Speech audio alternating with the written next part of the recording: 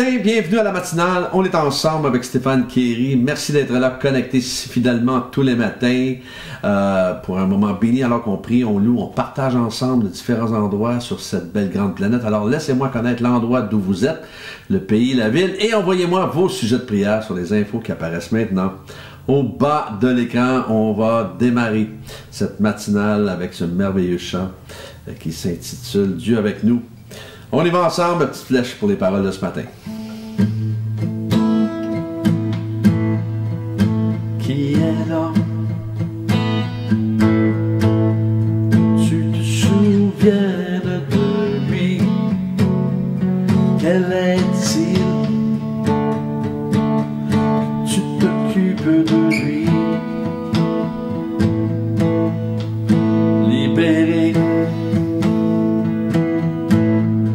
tant de mots, tant de frontières, relâché de l'étreinte des chaînes. Non, rien ne pourra m'arrêter, mon cœur ne peut s'empêcher de chanter. Tout en moi veut s'écrier, car toi seul est glorifié. Emmanuel, Dieu avec nous. Mon cœur chante un chant nouveau, affranchi de mon fardeau. Emmanuel, Dieu avec nous.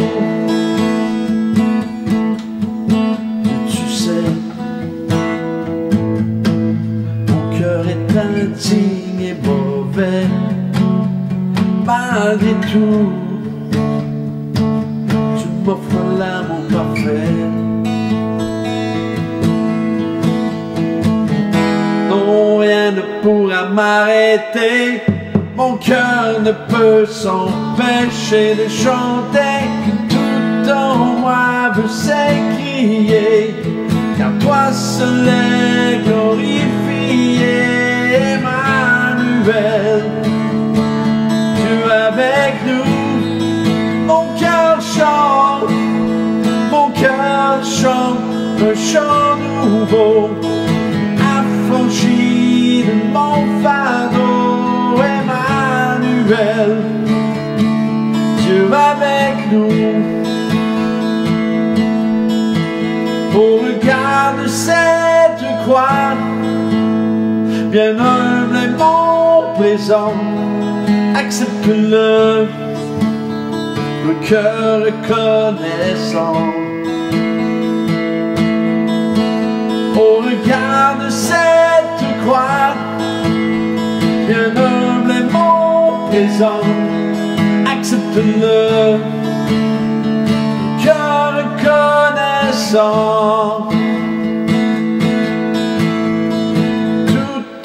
Moi veut s'écrier, car toi seul est glorifié. Emmanuel, Dieu avec nous. Mon cœur chante un chant nouveau, affranchi de mon fardeau. Emmanuel, Dieu avec nous. Dieu avec nous.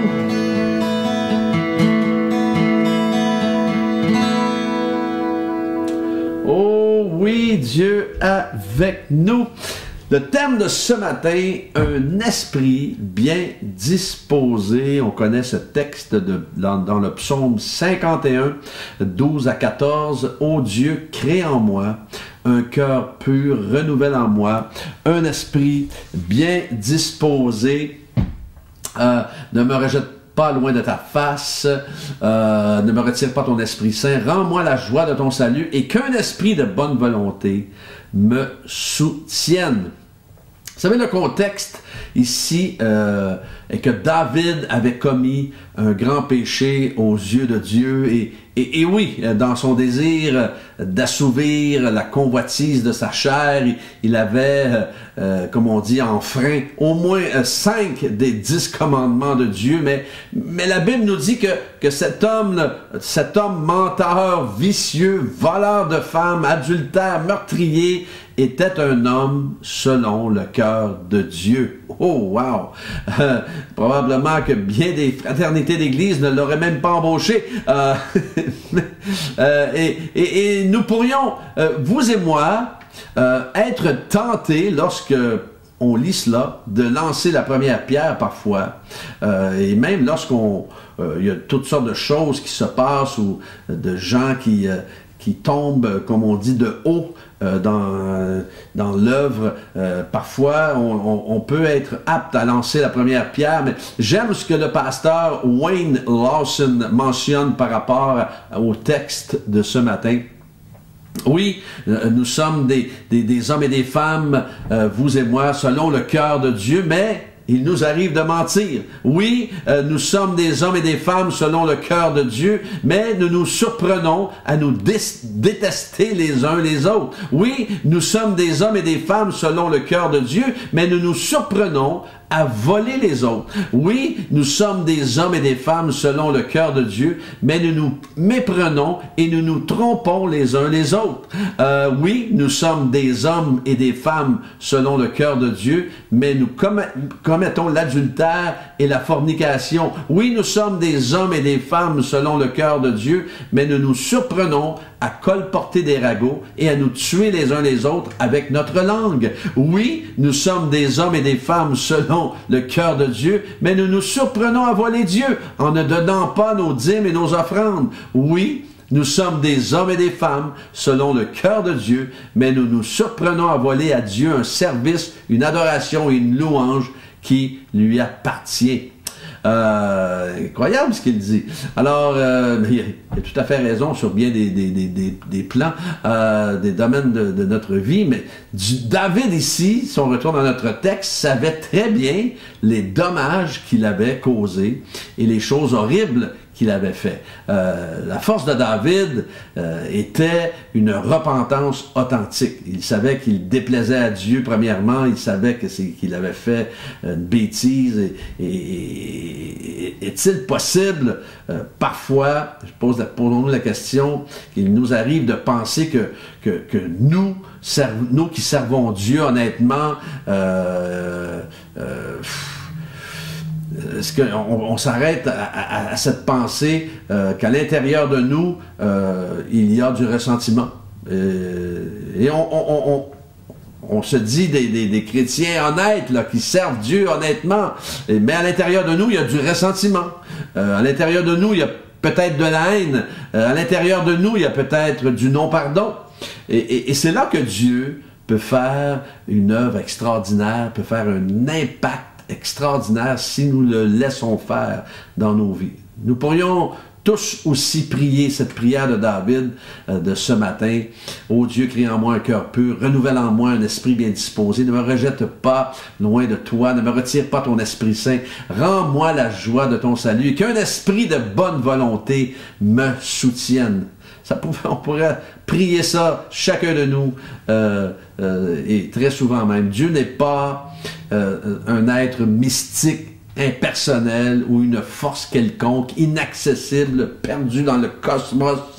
Il y a trop de gens qui voient Dieu comme un vieillard où on ne peut, tellement vieux qu'on ne peut pas s'asseoir sur ses genoux. Alors, c'est pas ça, n'est-ce pas? Alors, notre relation avec lui n'est pas non plus une liste de choses à faire, une description de tâches ou encore des règles à suivre à l'infini. C'est pas ça que Dieu veut de nous. Comprenons, Dieu veut qu'on soit honnête. Dieu veut qu'on soit transparent devant lui. Comprenons que plus nous sommes près de son cœur, plus la vie est belle et formidable. Et c'est vrai. Est-ce que ça veut dire qu'il nous arrivera rien? Non. On est sur cette terre. Il va nous arriver des choses. Oui, que voulez-vous? Il pleut sur les justes et les injustes. Hein? Il fait soleil aussi sur les justes et les injustes. Alors Dieu ne veut pas que nous vivions tout simplement seul sans lui. Pourquoi vouloir éviter le designer de notre vie, celui qui nous a créés, pourquoi tenter de l'éviter quand ça va pas bien? Oui, nous avons tous nos combats, nous avons tous des situations à régler dans notre vie, ne faisons pas l'autruche, ne tentons pas de nous cacher à quelque part, mais saisissons qu'avec Dieu, notre vie a du sens. Notre vie, moi je dis, ma vie n'avait aucun sens avant que je le connaisse, mais elle a pris du sens le jour où je lui ai donné ma vie, le jour où je lui ai ouvert mon cœur. Alors nous sommes tous dans ce corps humain qui a cette tendance au péché. Arrêtons de nous en faire croire, mais nous avons aussi le Saint-Esprit en nous pour nous aider à garder notre cœur aligné avec le sien, notre cœur aligné avec celui de Dieu, et garder notre cœur pur avec celui qui veut tellement le meilleur pour nous. Alors, je veux vous encourager à avoir toujours un esprit bien disposé. Esprit bien disposé, créé et de ne pas avoir peur de venir devant lui et dire, Seigneur, crée en moi un cœur pur et renouvelle en moi cet esprit bien disposé. On va prier ce matin. Oh, merci Seigneur. Seigneur, nous prions pour les familles en détresse et qui sont dans le deuil présentement. Merci de poser ta main, de mettre un baume, Seigneur, sur chacune des familles, Seigneur, qui ont vécu des deuils dernièrement, des moments de détresse.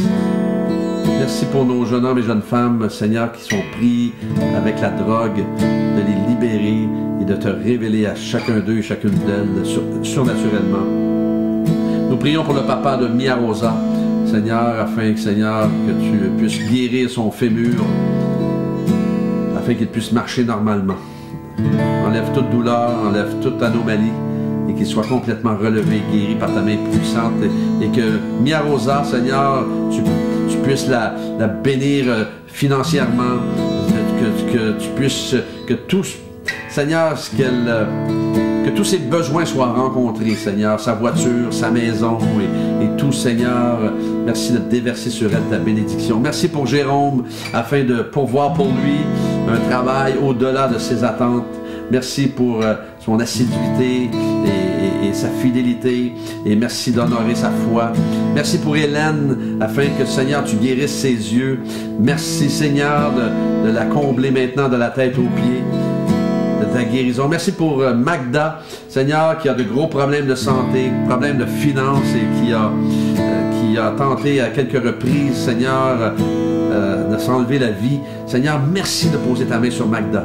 Seigneur, que ta paix l'envahisse maintenant, surnaturellement. Révèle-toi à elle. Merci pour Denise, qui vit la culpabilité.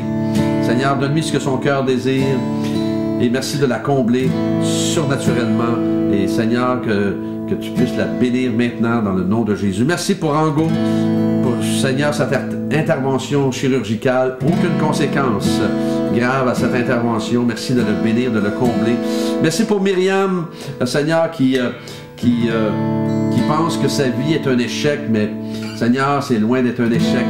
C'est une merveilleuse créature entre tes mains. Merci de la bénir, merci de lui donner au-delà de ses attentes maintenant. Seigneur, tu as de bons projets pour elle. Alors bénis Myriam au-delà de tout ce qu'elle peut même s'imaginer.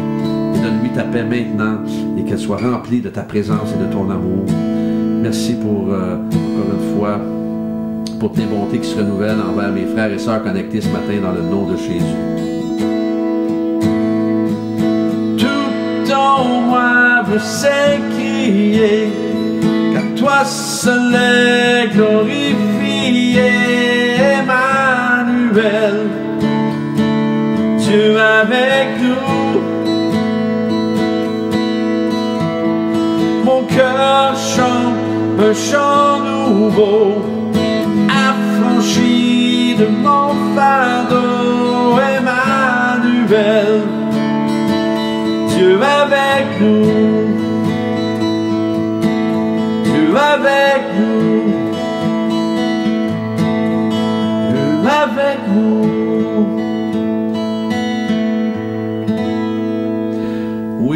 avec nous. Ayez cet esprit bien disposé. Que Dieu vous accompagne tout au long de cette journée. Et demain matin, Dieu voulant, on est ensemble.